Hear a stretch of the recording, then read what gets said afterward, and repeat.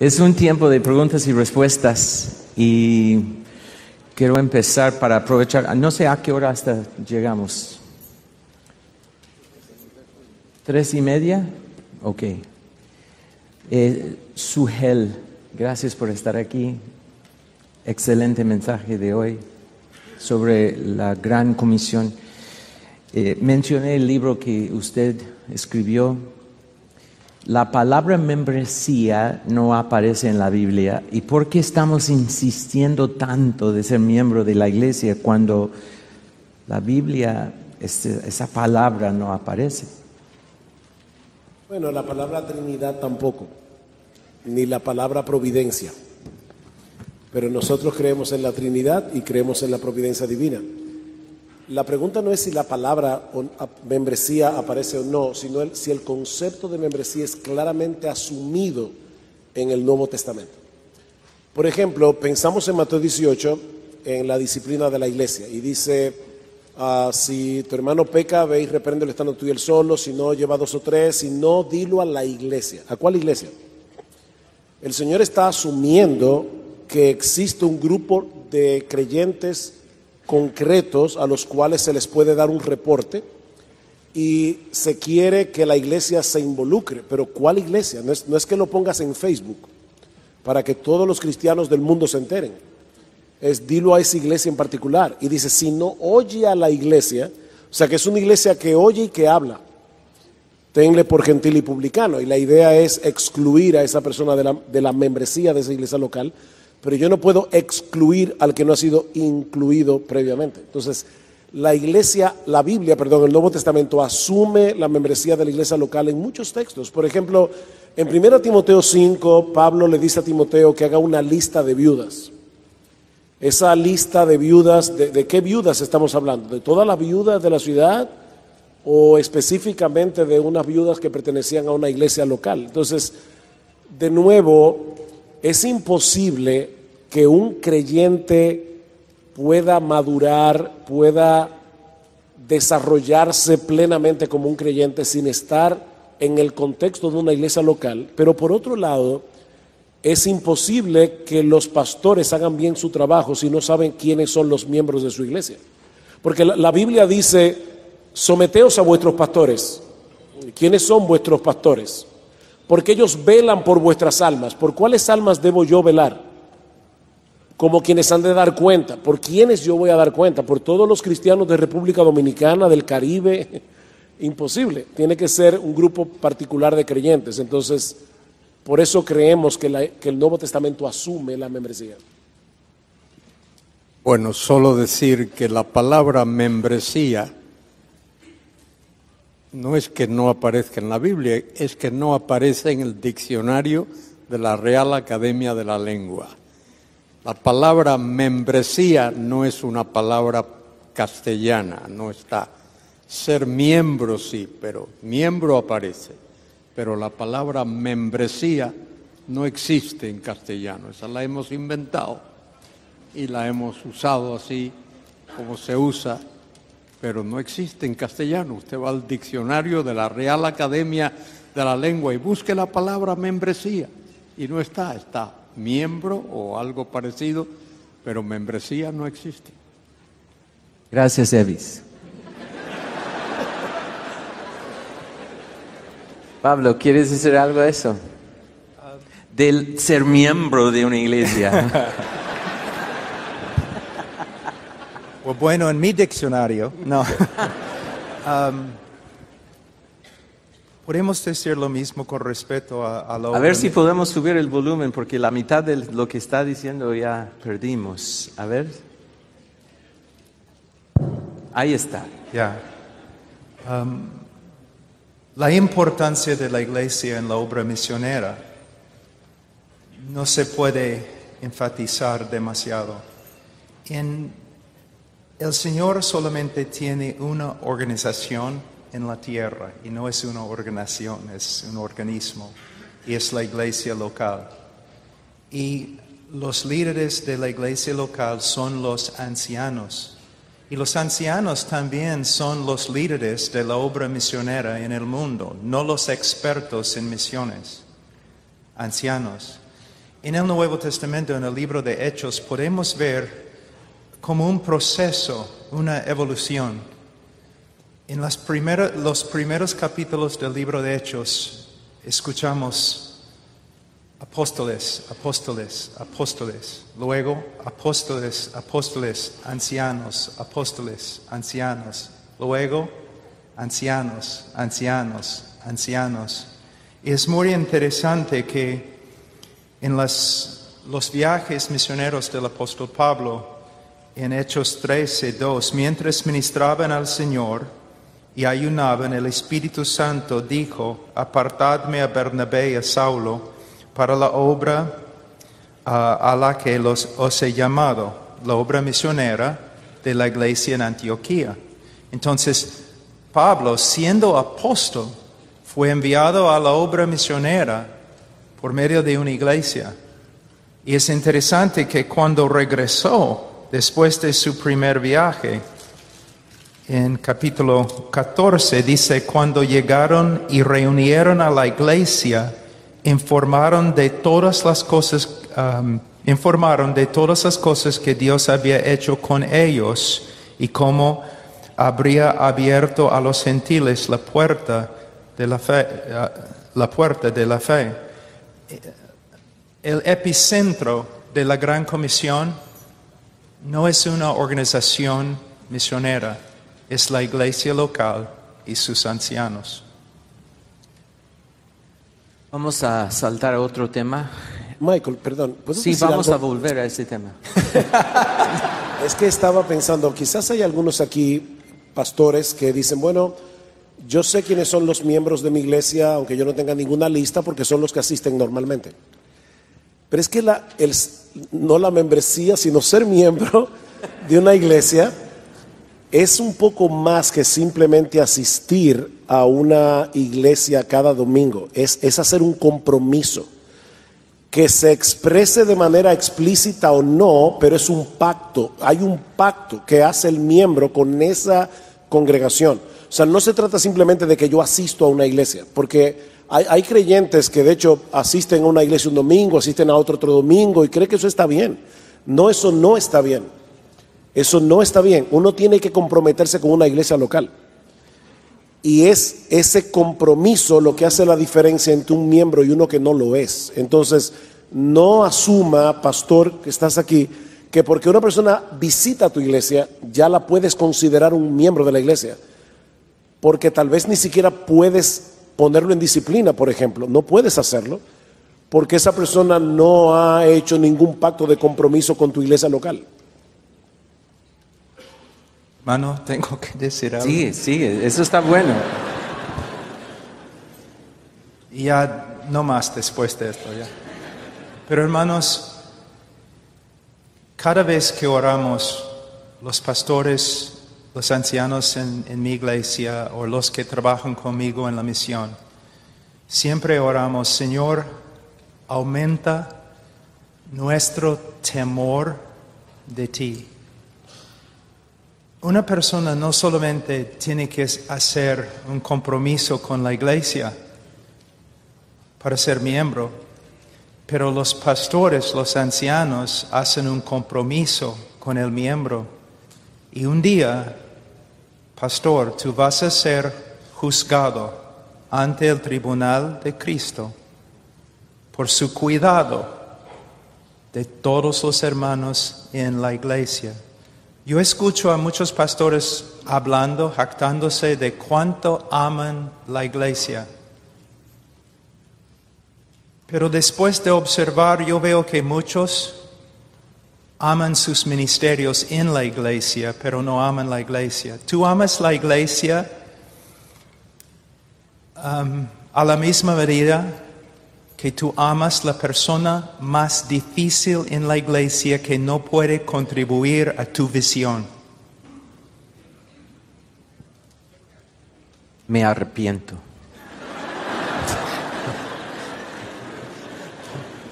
Buena palabra, amén. Muy bien. ¿Listos para otro tema? ¿Está bien?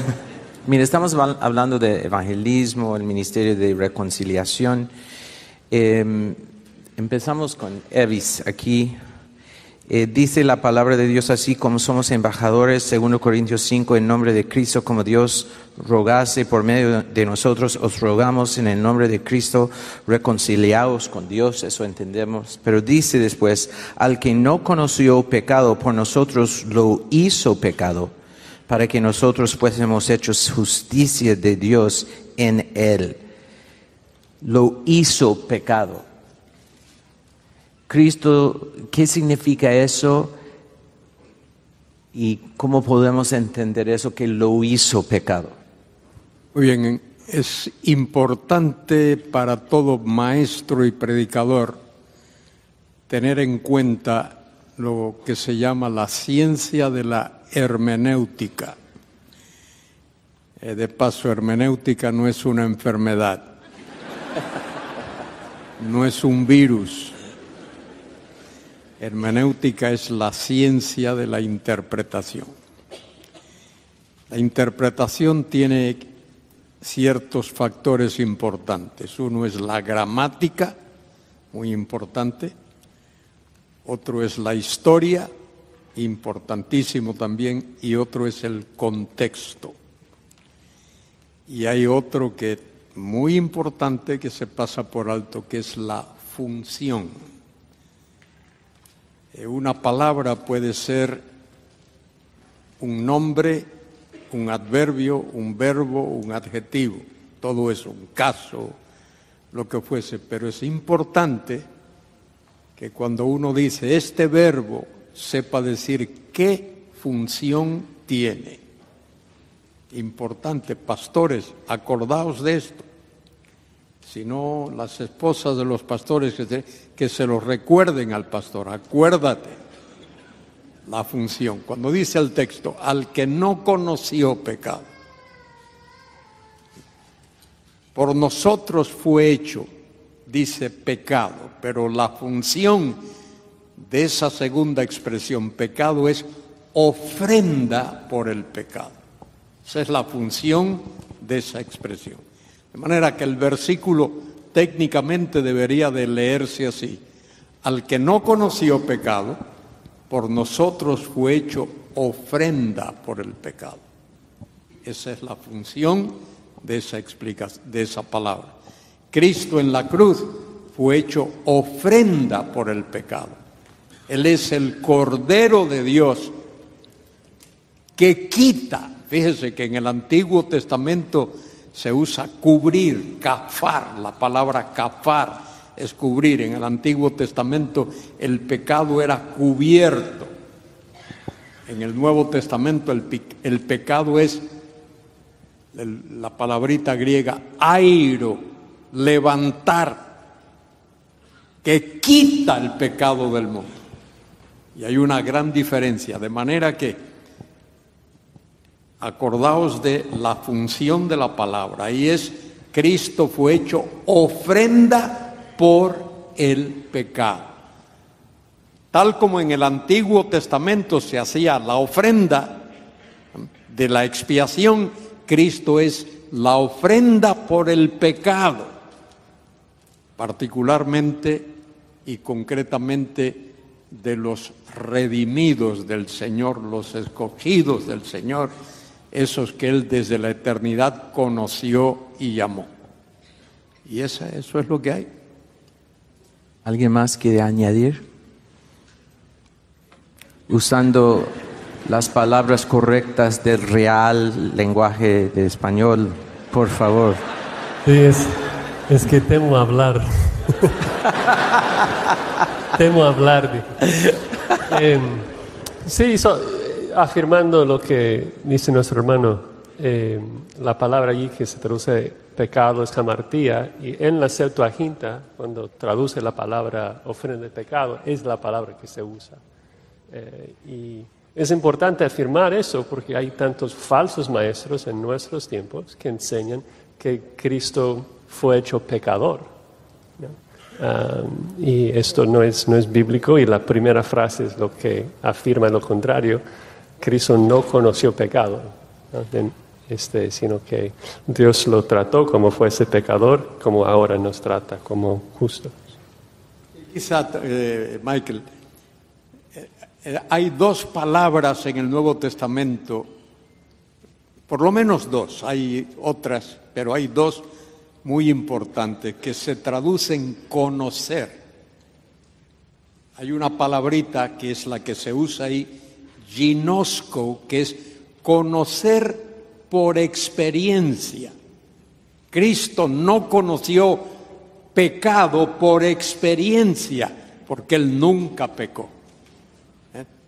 Pero hay otra palabra, que es la palabra oida, que es conocer teóricamente, vamos a decir así, conocer en teoría, el aspecto teórico de lo que significa.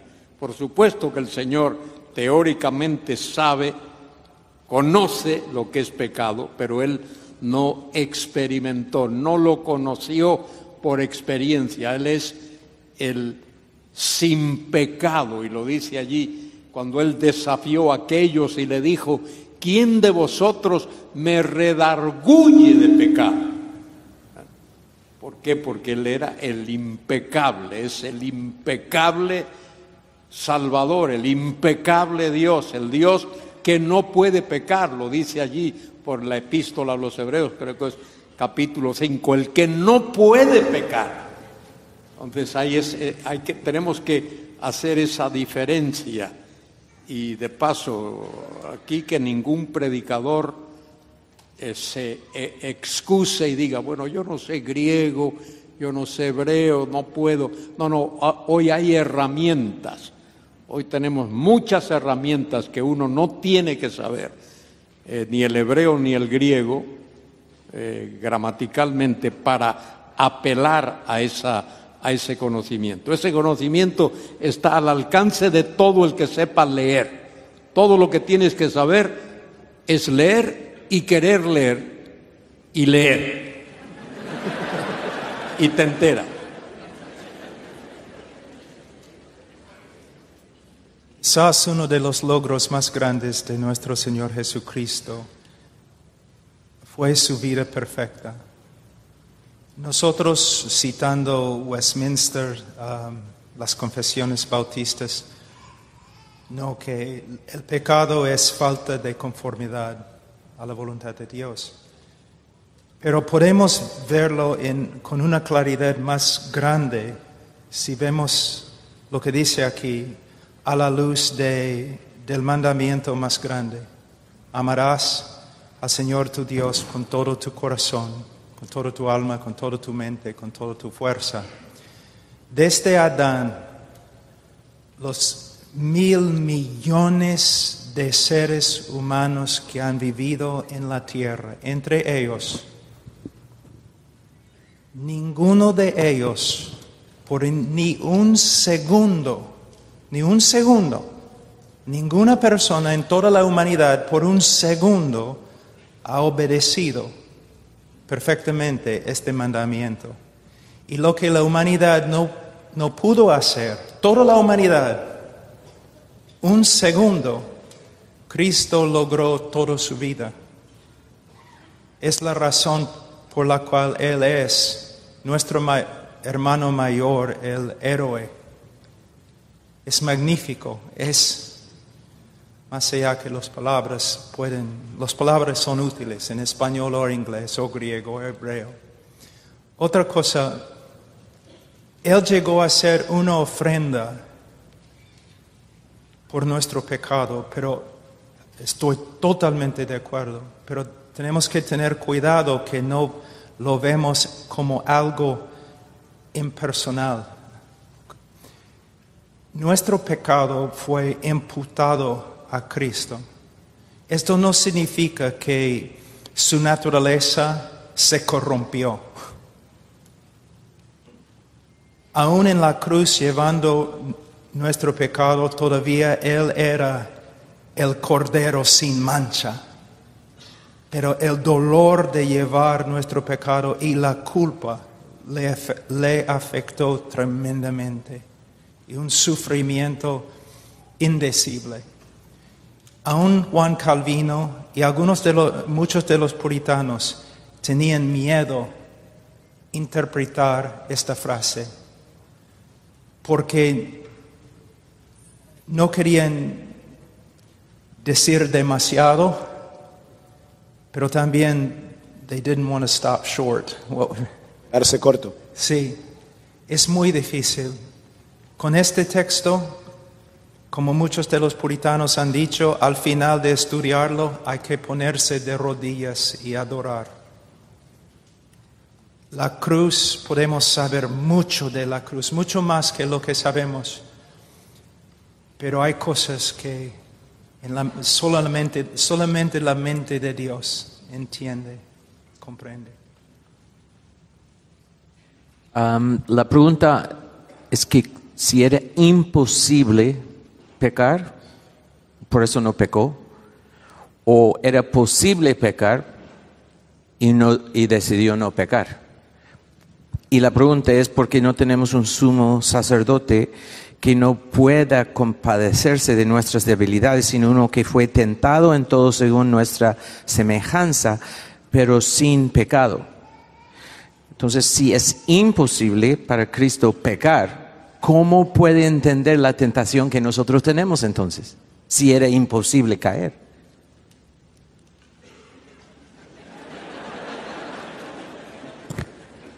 Bueno, los teólogos utilizan ciertas frases, a veces del latín, del griego, lo que acaba de decir Michael. ¿Podía Cristo pecar? Esa es una cosa que se ha dicho. La otra es, ¿podía no pecar? Y la otra es, no podía pecar. Y lo que entiendo de las Escrituras es que Jesucristo cae en esa última categoría que he mencionado. Él no podía pecar. No es que no podía pecar, que podía no pecar. Posé non peccare, dice el latín. Posé non peccare, podía no pecar. Yo creo que eso es erróneo, falso también. Él no podía pecar, porque Él es Dios desde la eternidad a la eternidad. Él nunca comenzó a ser Dios, nunca en ningún sitio, en ningún momento fue engendrado. Él es desde la eternidad, como el Padre es desde la eternidad y el Espíritu es de la eternidad. Él es el eterno Hijo de Dios. De manera que Él no podía pecar, absolutamente. Él es el amarteitos. Amartía es pecado, y hamartano, pecar, el verbo. Y la A adelante significa no o sin. Él es el impecable, sin pecado.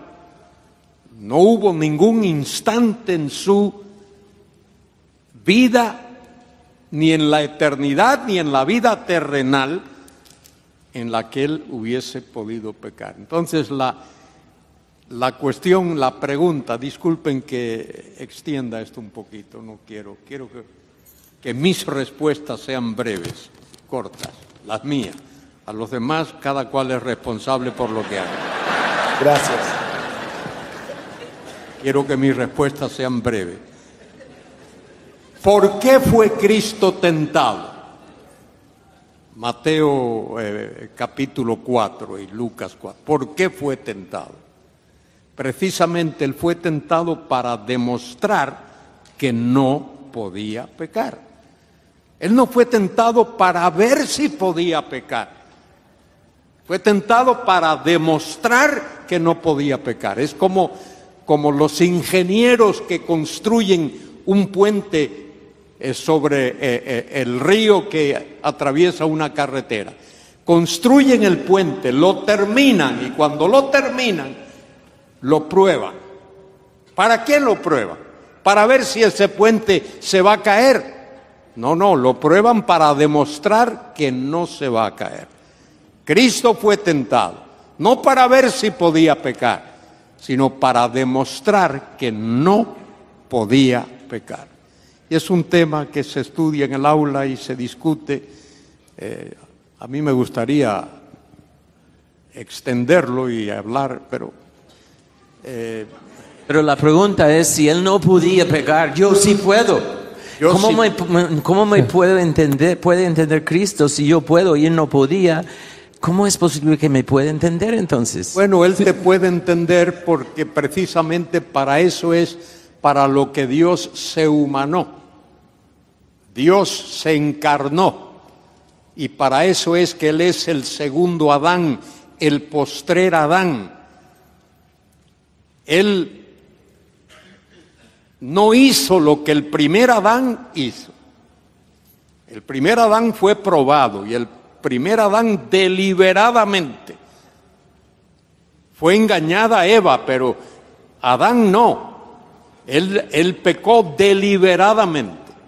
Bueno, el Señor Jesucristo fue sometido a prueba para eso, para demostrar que él no podía pecar. Dios no puede, mire, si decimos que él podía pecar, estamos diciendo que Dios puede pecar. Y si Dios puede pecar, entonces sí, hemos armado un lío de seculum seculorum y de Padre y muy Señor mío. Sí, es que estamos postrados delante de un misterio que es la unión hipostática, que Cristo es una sola persona con dos naturalezas. Entonces yo creo con todo mi corazón lo que mi hermano acaba de decir. Cristo no podía pecar porque su naturaleza divina le protegía de todo tipo de pecado. Pero yo creo que también si solamente pensamos en su naturaleza divina, podemos tener la idea de que le fue fácil la tentación, porque es Dios. Pero Hebreos 2 dice que Él sufrió siendo tentado.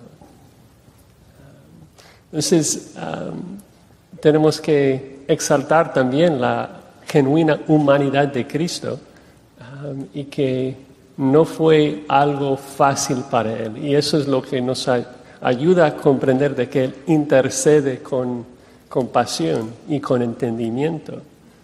Una ilustración que me ayuda en eso es pensar en la verdadera naturaleza de la tentación. A veces pensamos de que nosotros entendemos más la tentación porque cedemos tan pronto.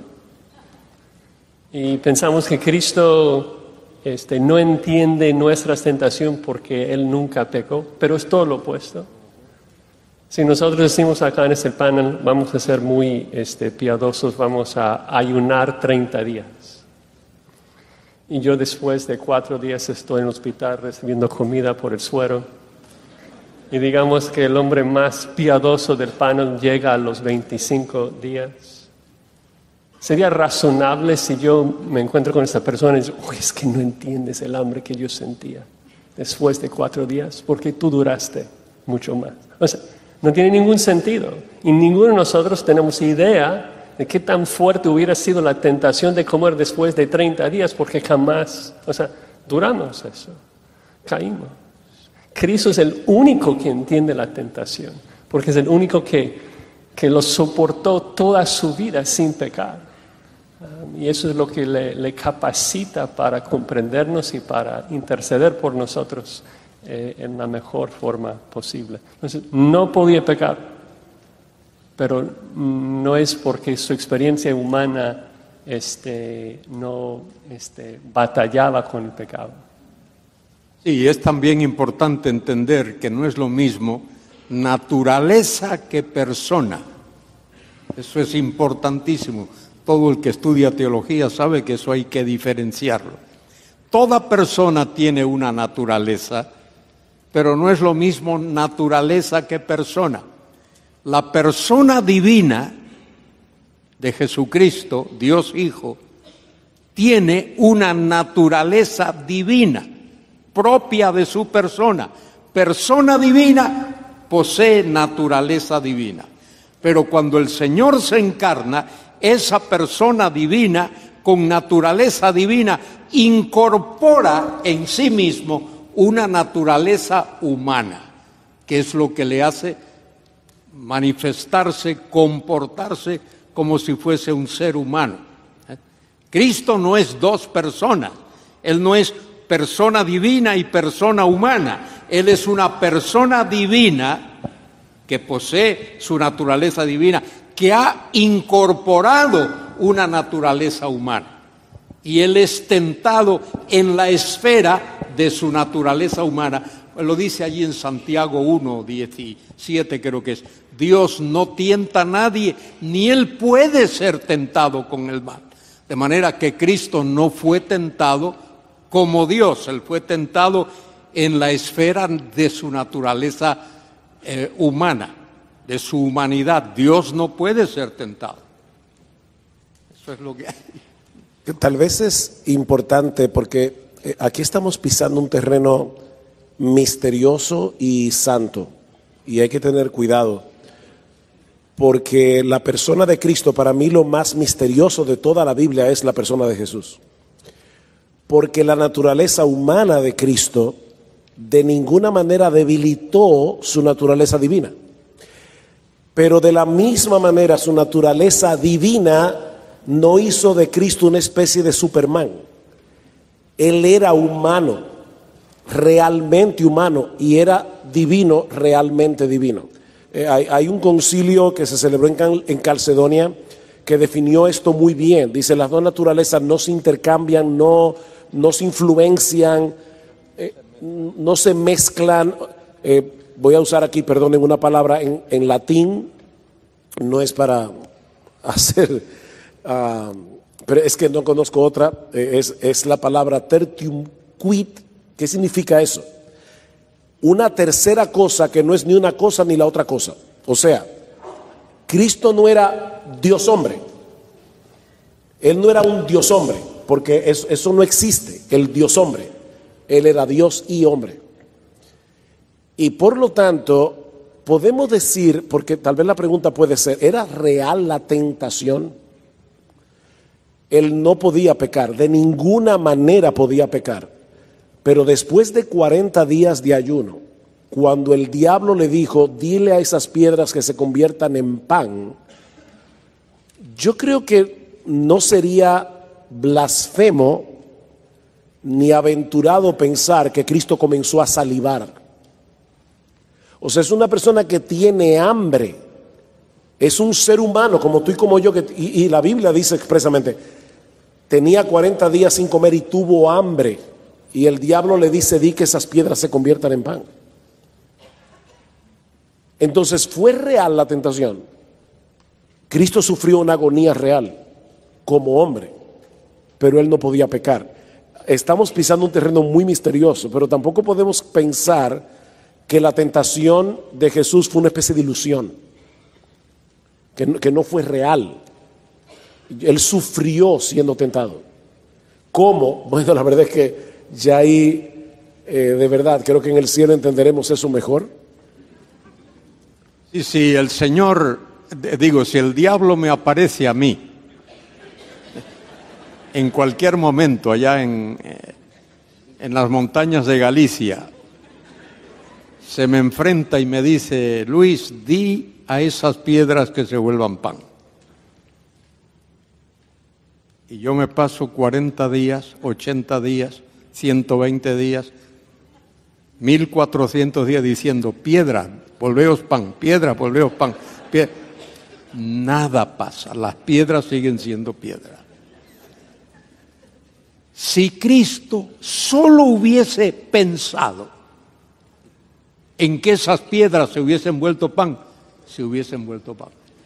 De manera que el diablo me aparezca y me diga, que yo le diga a piedras que se vuelvan pan, para mí eso no constituye ninguna tentación, porque soy totalmente incapaz de hacer que piedras se vuelvan pan. Pero para el Señor Jesucristo sí era una tremenda tentación, porque Él no con decirlo, solo con imaginárselo, las piedras se hubiesen vuelto pan instantáneamente, de manera que tenemos que hacer esa tremenda diferencia entre lo que era Jesús y lo que es cualquiera de nosotros. Merci. Amén. Pablo, ¿quiere decir algo? Solamente necesitamos mantener la relación entre Adán y nuestro Salvador. Como hombre, él tenía que vencer donde el primer hombre fracasó. La tentación fue real. Él venció porque es Dios. A veces nosotros tenemos, y porque era hombre perfecto. A veces cuando leemos en las Escrituras que Dios no puede ser tentado, yo he hablado con muchos hermanos de diferentes lugares y ellos tienen la idea que una tentación se presenta, pero Dios es capaz de resistir la tentación. No es lo que significa. Yo tengo que resistir, aún como creyente, yo tengo que resistir tentación porque todavía queda en mí un remanente de mi humanidad caída y que se atrae por la tentación. Dios no tiene algo malo dentro de Él. No, Él es perfecto, Él es santo, santo, santo. Cuando el pecado se presenta, Dios no tiene que resistirlo. Él lo odia. Y la tentación que Cristo experimentó fue una tentación verdadera, pero el momento que Él vio la tentación, Él lo odiaba. Lo odiaba. En la cruz es lo mismo, con la copa. Él reaccionó al principio, que esta copa pase, no quiero tomarlo, pero es simplemente cualquier ser humano, perfecto, cuando está enfrentado con un sufrimiento tan terrible, su reacción natural debe ser, ¿es correcto? No, pero sí, porque es tu voluntad. Él es nuestro hermano mayor, Él ha triunfado en todo, y Él está sentado a la diestra de Dios y nos representa. Es suficiente, hermano. Una pregunta acerca de lo que es la justicia social, social justice hoy en día en nuestro país de Estados Unidos, la mayoría son de Estados Unidos. Paul, yo quiero preguntar que hace una semana nuestro pastor explicó acerca de Colosenses, de que no hay griego, ni judío, ni esclavo, ni libre, ni mujer, ni hombre, y de hacer tantas distinciones de la gente hoy en día, estamos incorporando en la iglesia ese sistema del mundo cuando Dios en Cristo somos uno.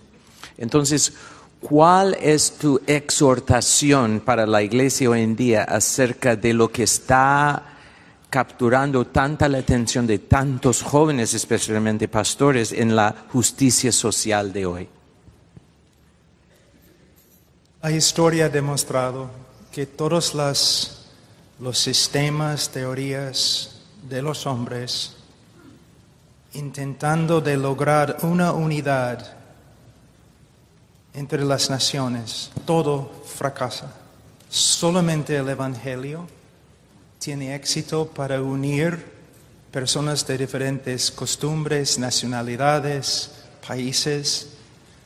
El milagro del Evangelio es que el Evangelio puede hacer cosas que ninguna otra teoría o sistema de pensamiento puede lograr.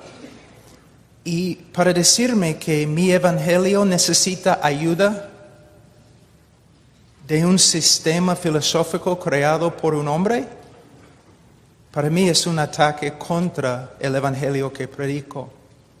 Y, mira, hermanos, yo he estado en el mundo árabe, musulmán, y he visto hombres palestinos, judíos, árabes, en la misma congregación, amándose los unos a los otros como hermanos. ¿Cómo? ¿Por medio de un sistema filosófico? No, por medio del Evangelio de Jesucristo. Yo soy ciudadano de los Estados Unidos y voy a respetar mi país, sus leyes y todo lo demás. Pero yo pertenezco a un rey y un reino que no es de este mundo. Mis hermanos se encuentran en Perú, en las Filipinas, en Irak, Irán. Son mi familia por el Evangelio. Yo no voy a añadir nada a mi Evangelio porque mi Evangelio no necesita ayuda.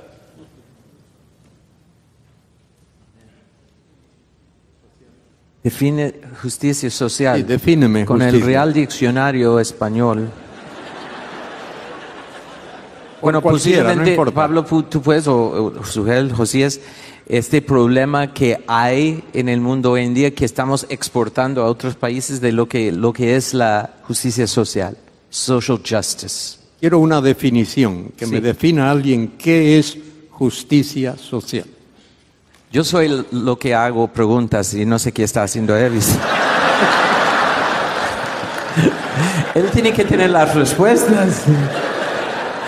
Pablo.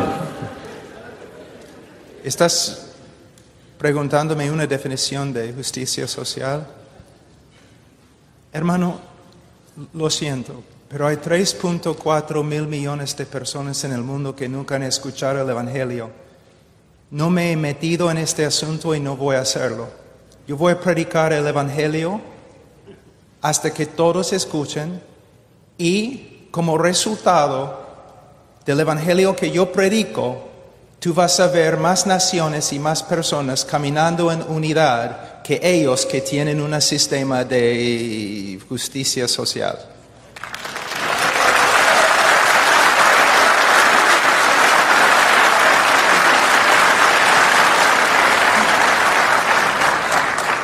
Pero Evis todavía tiene la pregunta, ¿qué es justicia social?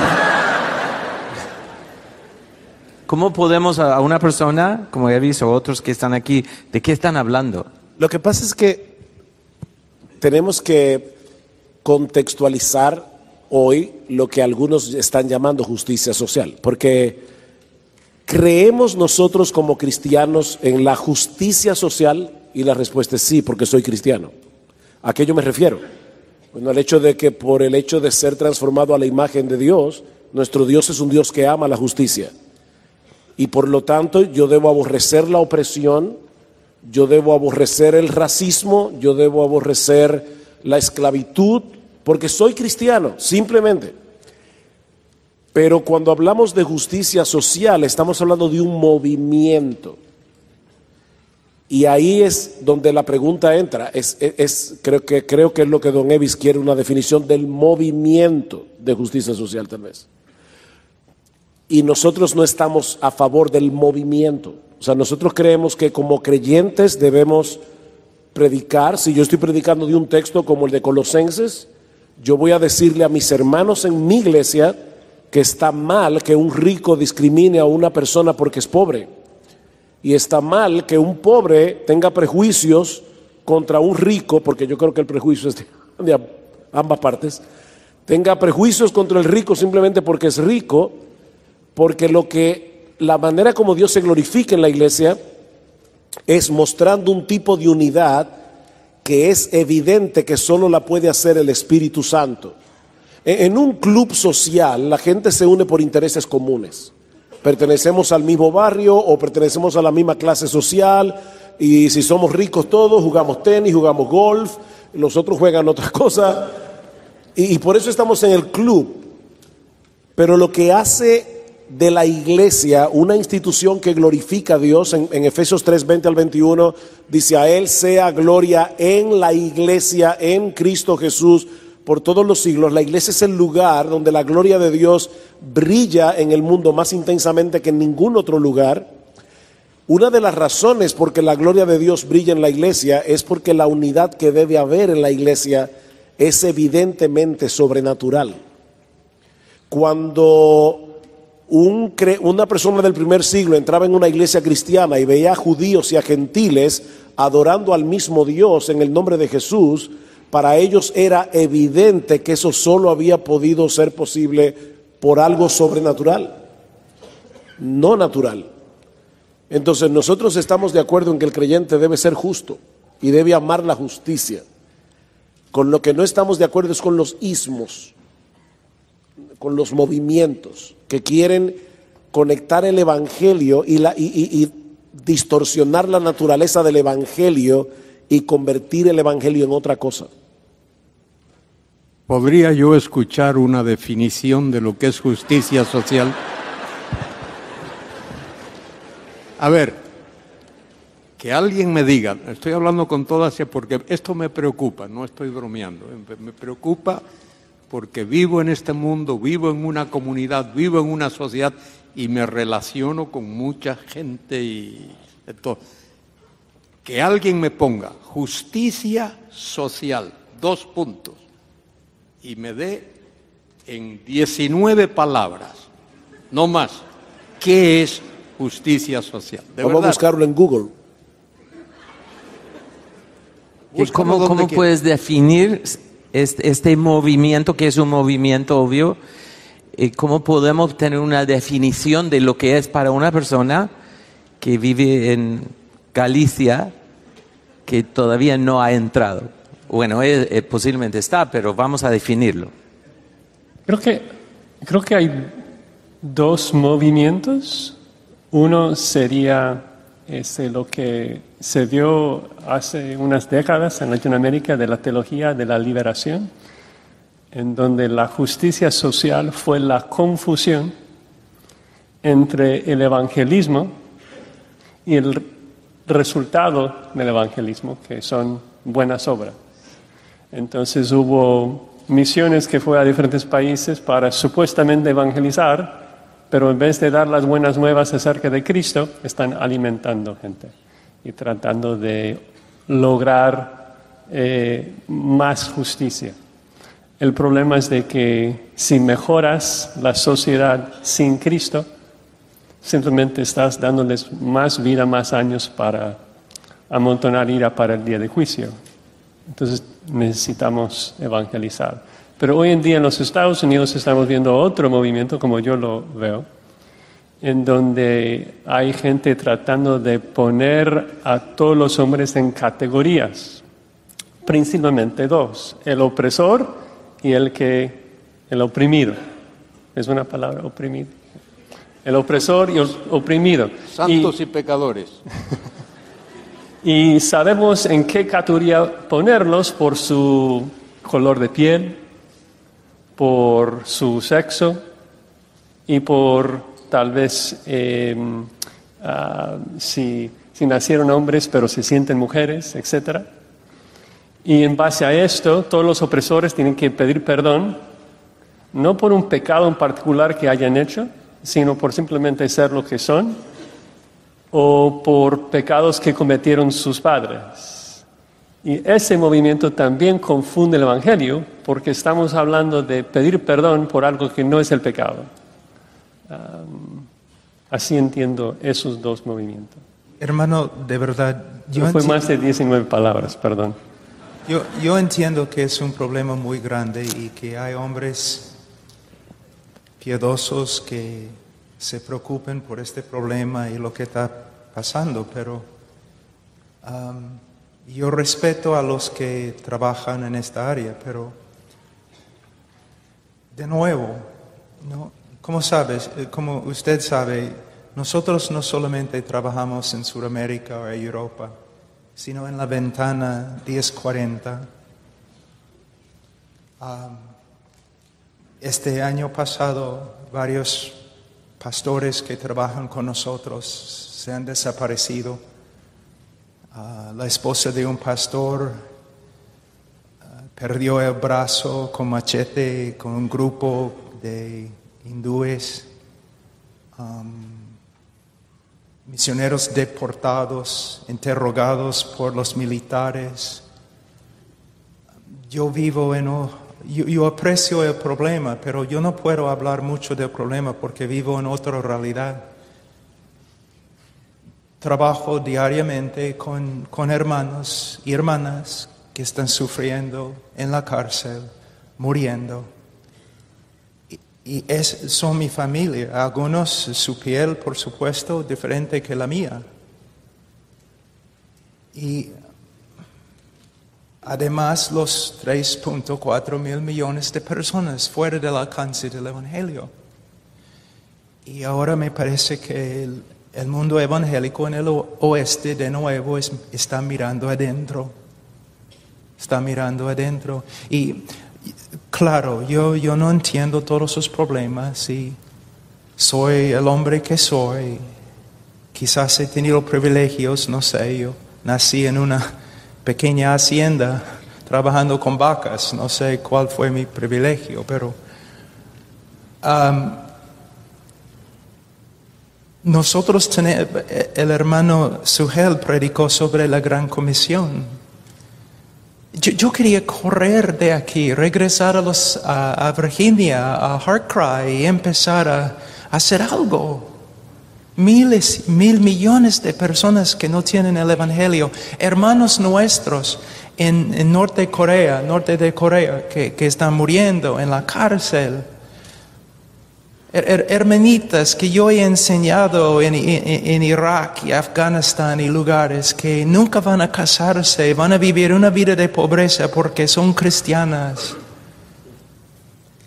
Yo sé que personas tienen que pelear estas batallas, pero yo no soy una de estas personas.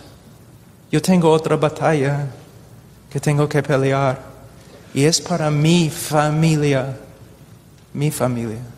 en Cristo. Entonces, en el tiempo que tenemos todavía, me gustaría saber de cada uno de ustedes. Ustedes viajan, hablan a muchas iglesias, muchas personas. Me imagino que cada uno tiene una diferente perspectiva, pero ¿cuál es la palabra, la exhortación que ustedes creen que la iglesia, porque la iglesia está aquí, está escuchando en línea, la exhortación que la iglesia necesita hoy en día? ¿Qué más han visto ustedes? Cada época, cada generación, obviamente tenemos que volver al Evangelio, pero hoy en día, ¿cuál es la necesidad que ustedes han visto que Dios ha mostrado que la iglesia realmente necesita hoy?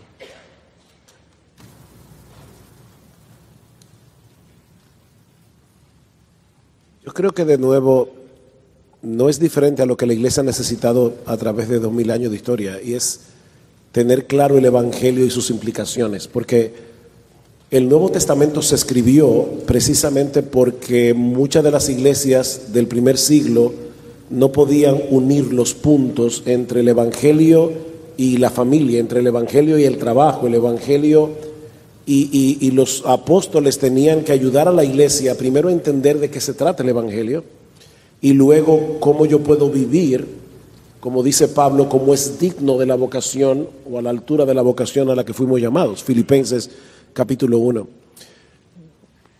Yo viajo mucho sobre todo por América Latina más que cualquier otro lugar. Paul tal vez tiene un panorama mucho más amplio porque viaja, y el hermano Evis Carballosa por igual. Mi círculo en ese sentido de entendimiento es más estrecho.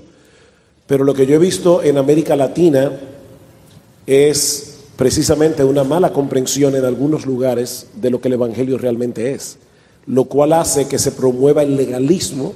Aquellos que quieren ser santos piensan que hay que añadir más leyes que las que hay en la Biblia para poder ser santos, sin entender que el Evangelio tiene su propia santidad y que el Evangelio promueve la santidad en sí mismo. O están aquellos que quieren quitarse ese yugo de encima y entonces caen en el extremo de la mundanalidad. El Evangelio no promueve ni una cosa ni la otra. Y yo he visto mucho legalismo en América Latina, precisamente porque hermanos no entienden el Evangelio y viven bajo un sistema de opresión. Muchas veces en iglesias donde hay un solo pastor y a veces la palabra de ese pastor casi está por encima de la misma escritura. Entonces tiene que haber, por un lado, pastores que enseñen lo que dice este libro y no sus propias opiniones. Por otro lado, yo creo que es importante seguir promoviendo en América Latina una pluralidad pastoral, porque hay una mente muy caudillista en América Latina. y hay pastores que prácticamente son dueños de la iglesia. Entonces es casi imposible para un miembro común y corriente que tiene su Biblia en la mano conversar tranquilamente con ese pastor, porque es como si el pastor perteneciera a una élite en la que el miembro no está, y eso tampoco está en la Biblia. El pastor es un cristiano que simplemente tiene un oficio diferente por el llamado y el don que el Señor le ha dado, y tiene que haber un respeto hacia la autoridad pastoral. Yo no estoy minando para nada la autoridad pastoral, pero nosotros no somos dioses, ni somos infalibles, ni somos mini papas. Nosotros somos personas que tenemos autoridad siempre y cuando permanezcamos bajo la autoridad de este libro. Tan pronto yo me vaya por encima de la autoridad de este libro, yo perdí toda autoridad. Yo no tengo autoridad más que decir lo que este libro dice. Entonces yo creo que tenemos que seguir promoviendo en América Latina que se predique, punto. Lo que dice este libro no son mis opiniones, es lo que dice Dios en su palabra. Sea Dios veraz y todo hombre mentiroso. Y no podemos apartarnos ni a derecha ni a izquierda de lo que dice este libro.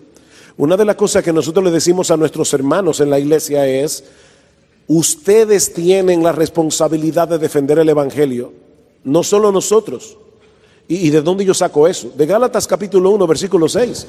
Pablo está escribiendo una carta a una iglesia y le dice a esa iglesia: si aún nosotros o un ángel del cielo os predicar un evangelio diferente del que os hemos anunciado, sea anatema. Y nosotros le decimos a nuestra iglesia: hermanos, ustedes tienen la responsabilidad de que si alguno de sus pastores se desvían y comienzan a predicar algo diferente de lo que dice este libro, ustedes tienen que sacarlo del púlpito. Esa es vuestra responsabilidad. Ustedes tienen que conocer lo que dice este libro, no solamente nosotros como pastores. Romanos capítulo 16, os rogamos, hermanos, no dice pastores, que os fijéis en los que causan divisiones y tropiezos en contra de la doctrina que vosotros habéis aprendido, la doctrina apostólica, y que os apartéis de ellos.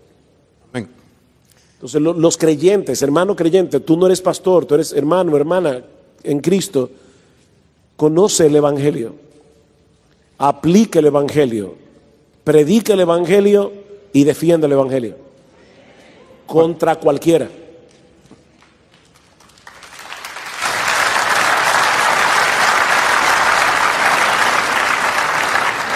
Dicen que un padre un día le decía a su hijo: hijo, tienes que ir a la iglesia. Hijo, tienes que ir a la iglesia. No, papá, que mira. Sí, hijo, tienes que ir a la iglesia. Papá, dame razones de por qué tengo que ir a la iglesia. Hijo, porque ese es el sitio donde uno tiene que ir. Y, hijo, yo soy tu padre. ¿Quién mejor que yo te puede dar un buen consejo? Y además, hijo, tú eres el pastor.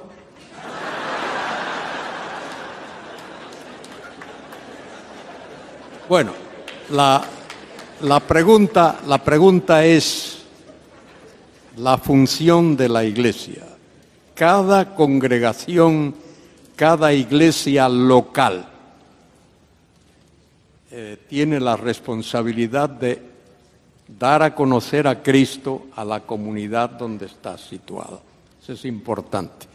Cada congregación local es como un faro, como una antorcha, es como una luz que alumbre, que debe alumbrar allí en su congregación, en su comunidad local. Y creo que lo dije anoche aquí. La iglesia, mire, tiene 3 funciones primordiales. Y búsquelo en la Biblia, búsquelo en el Nuevo Testamento, a ver si es así o no. La primera misión de la iglesia es adorar a Dios, ser un ejemplo de adoración, el único Dios vivo y verdadero. Que la comunidad donde esa congregación está localizada, vea a gente que son verdaderos adoradores, como el Señor le dijo a la samaritana, que adoran a Dios en espíritu y en verdad. La segunda función o misión de la iglesia es el amor mutuo, que cada hermano se edifique y se cuide y se proteja el uno al otro, de manera que la comunidad vea eso y diga, ¿y por qué se comportan así? Porque es gente que ama a Cristo. Y la tercera función de la iglesia es predicar el Evangelio, y no hay más. La iglesia no tiene otra función, según las Escrituras. No hay otra función. Y esa es la responsabilidad, como acaba de decir Sugel, proclamar el Evangelio de Cristo con todas sus implicaciones, como adoradores, como gente que tiene una comunión especial, íntima, una verdadera hermandad. Mirad cómo se ama a esta gente. Eso es lo que la comunidad debe de decir cuando mire al pueblo de Dios. Pero cuando vea iglesias divididas, que los cristianos están insultando unos a otros y maldiciendo unos a otros y demonizándose, no van a creer. Entonces ese es el otro asunto, y el tercero es proclamar eso que hemos oído hoy, el Evangelio, que solo Cristo salva. Esa es no hay más función, la iglesia no tiene otra función. Josías, tú estás siempre con los estudiantes del seminario, algunos pastores que llegan a ser parte. ¿Cuál es la necesidad que tú has visto, que la pasión de tu corazón como profesor, como el que está a cargo de la educación aquí? ¿Qué puedes decir? Tal vez porque acabamos de escuchar un sermón excelente acerca de la Gran Comisión, que no puedo pensar en otra cosa. Pero recordar de que queremos que el mundo adore a Dios. Y la forma que lo vamos a hacer es haciendo discípulos. Pero Jesucristo no nos dice hacer discípulos enseñándoles 4 pasos que deben tomar para conocer algunas cosas acerca de mí, sino que dice que debemos hacer discípulos bautizándolos y enseñándolos que guarden todas las cosas que os he mandado. Es decir, de que tenemos el deber de enseñar todo este libro, porque queremos de que el mundo entienda quién es el Dios que deben de adorar. Y si yo solamente predico los temas que me gustan, o parte de la naturaleza y carácter de Dios, estoy fallando en ese deber. Y esto aplica aún en mi propia vida, de que el Espíritu Santo, de acuerdo a Pablo en 2 Corintios 3:18, dice de que mientras miramos las glorias de Cristo en la Escritura, el Espíritu Santo nos transforma de gloria en gloria hacia esa imagen. Entonces, si yo solamente me expongo a cierta parte de la Escritura que me gusta, es porque no anhelo ser totalmente transformado a la imagen de Cristo. Mi oración diaria debe ser: Señor, haz que sea necesario para transformarme a la imagen de Cristo. Ayúdame a buscarlo en la Escritura. Y si eso requiere disciplina, prueba, no importa, porque yo anhelo ser como mi Señor. Y debo hacer eso en mi vida. Y debo comunicar esto con el mundo también, porque al final de cuentas lo que queremos es ser una esposa para nuestro Cristo. Muy bien, y Pablo, para saber qué puedes, este grupo que está aquí, es la primera vez que tenemos esta cantidad de gente de muchas iglesias. ¿Cuál? Ya predicó 2 veces, pero ¿qué exhortación nos puede dar de tu corazón, especialmente para la iglesia hoy en día? La suficiencia de las Escrituras y el temor de Jehová. Hay un texto, y yo me encuentro predicando este texto en todos lugares. Es tan importante. Es en 1 Timoteo capítulo 3. Voy a leer, simplemente leer. Pablo dice a Timoteo: te escribo estas cosas esperando ir a ti pronto, pero en caso que me tarde, te escribo para que sepas cómo debe conducirse uno en la casa de Dios, que es la iglesia del Dios vivo, columna y sostén de la verdad. La iglesia pertenece a Dios. Nosotros no tenemos ningún derecho de cambiar ni el detalle más pequeño de lo que Él ha mandado en su escritura con respecto a la iglesia. No tienes, pastor, ningún derecho de tocar la esposa de Cristo. Tú eres mayordomo, nada menos y nada más. Un día vas a pararte, vas a estar de pie ante el tribunal de Cristo. ¿Cómo puedes saber hoy, cómo puedes tener confianza hoy que estarás bien con respecto a tu ministerio? Pablo nos dice, para que sepas, dice, te escribo para que sepas cómo debe conducirse uno en la casa de Dios. Si tú temes a Jehová, si tú crees que vas a ser juzgado un día conforme a tus obras en tu ministerio, entonces si tú crees, tú tienes que preocuparte. ¿Estaré bien? Hay solamente una manera de saber. Es por medio de guardar las Escrituras. No inventar nuevas ideas o estrategias, simplemente someterte a lo que está escrito. Si no está escrito en la Escritura, no lo hagas. Si está escrito en la Escritura, hazlo con toda tu fuerza. Muchas iglesias en el día de hoy, aún las iglesias que se dicen bíblicas, no son bíblicas, no se conforman a los decretos que el Señor nos ha dado con respecto a su iglesia.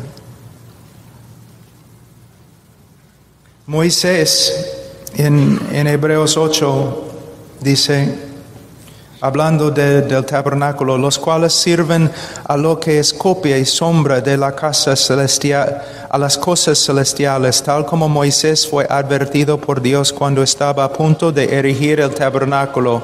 Pues dice él, Dios dice, mira, haz todas las cosas conforme al modelo que te fue mostrado en el monte.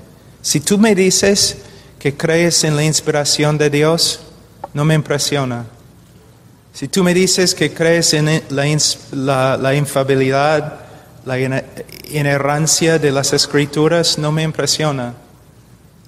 Porque no significa nada a menos que también practiques la suficiencia de las Escrituras. Y a veces yo he hablado a los hermanos reformados y yo he dicho, yo conozco arminianos que son más reformados que ustedes. Se enojen, por supuesto. Pero ¿qué quiero decir? Ser parte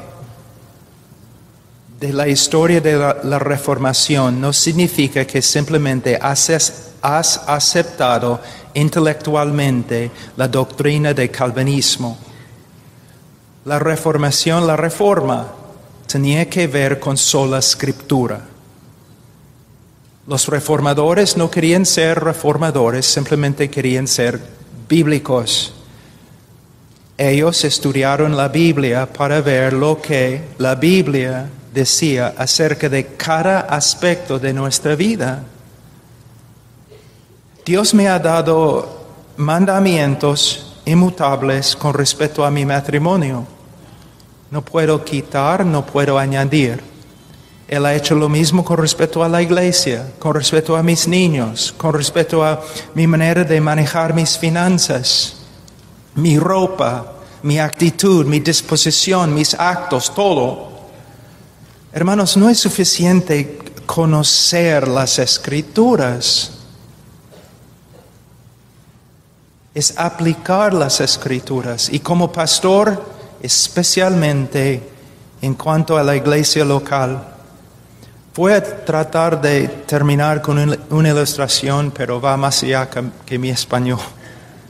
Imagínate que eres mayordomo de un rey, el gran rey, y él va a ir a un viaje muy largo, y él te encomienda su esposa que él ama, y con su esposa varias reglas, decretos, instrucciones, cómo vestirla, cómo alimentarla, cómo bañarla, cuidarla, todo. Entonces él sale, pero después de muchos años tú comienzas a ver que la gente ahora no es leal al rey, ¿no? Y en el día de hoy ya no presta mucha atención a su reina, a su esposa, porque ella es muy old fashioned, no de modo, fuera de modo, y anticuada.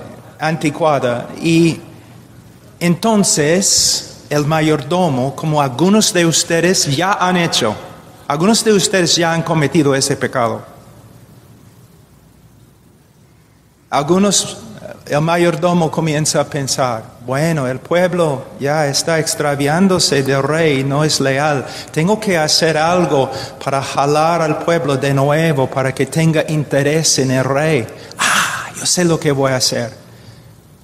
Voy a cambiar su vestido de una mujer muy elegante a una mundana. Voy a pintarle los ojos.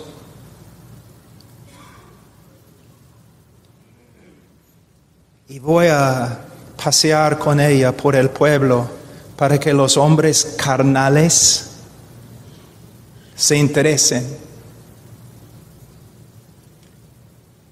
Yo te digo, pastor, en el día que Cristo regresa, no debes tener miedo por los ateos. Debes tener miedo por los pastores que han hecho exactamente lo que yo he descrito en este momento. Es una cosa terrible ser mayordomo de una esposa. Cuando yo vivía en Perú durante la guerra civil, muchas veces yo tuve que ir en la selva en lugares horribles, donde a veces los militares te maltratan, un montón de cosas. Mi esposa no pudo ir conmigo. ¿Por qué? Si me sacan del bus y me empujan y me gritan, me insultan, gran cosa. Pero si uno de ellos toca mi esposa, ya, es otra cosa. Es otra cosa. El Señor ama a su reina, a su esposa. No inventes nada. Fuera con tus estrategias y tu diversión en la iglesia.